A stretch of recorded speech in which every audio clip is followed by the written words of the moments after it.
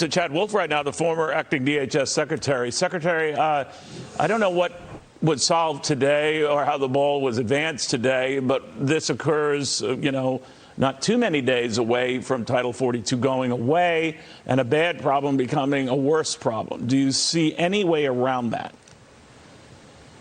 Well, I don't. Not until this administration decides to change course on a lot of its policies that have been put in place that have gotten us to where we are today. I think what you heard on Capitol Hill, particularly from Republican members, is frustration with the current state of the border and the current state of where we're going. And there really hasn't been a plan put in place to address this. We hear from the administration and from the DHS secretary about a 6-point plan that he rolled out, a day and a half before the hearing, but nothing in that plan is new.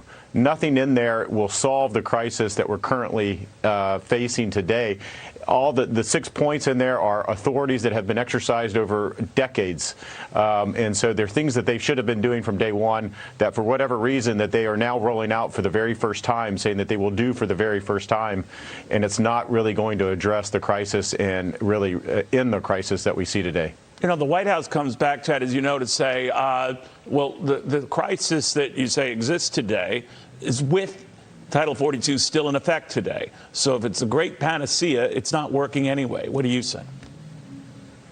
Well, Title 42 is never supposed to be the panacea, right? So we had other procedures, when I say under the Trump administration, such as Remain in Mexico and our asylum cooperative agreements and all these other initiatives that were in place prior to Title 42 being implemented that were working, that were driving the illegal apprehension numbers down and making that border more secure. Unfortunately, because of those programs have been eliminated by the administration, the only thing left is Title 42.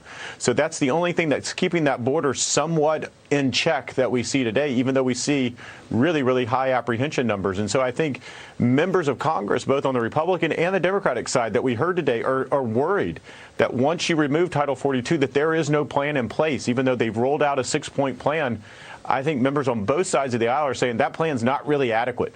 It's not really good enough. You talk about 18,000 more beds. Well, those number of beds will fill up in a matter of hours on the very first day that you remove Title 42. So what are you going to do after that?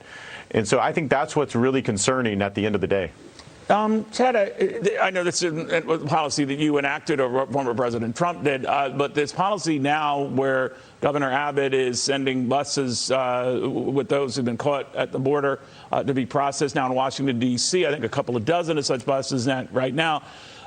Is there any way to track these individuals, whether they're processed in Texas or now Washington or who knows where else?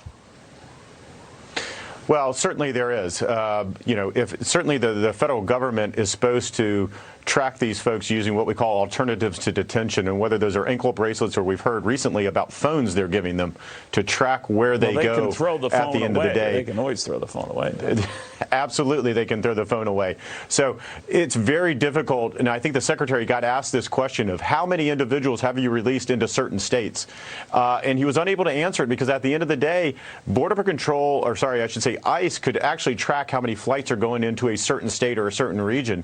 But a lot of these individuals have been let off on street corners, whether in South Texas and along that border or in D.C. or elsewhere, that then go to other places. So you really don't know where they go at the end of the day because, again, we're not talking about just a few hundred or a few thousand.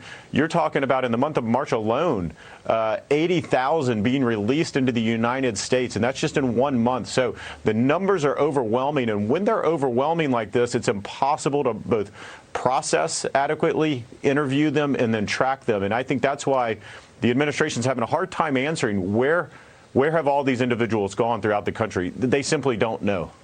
Chad Wolf, thank you very much, former acting DHS Secretary.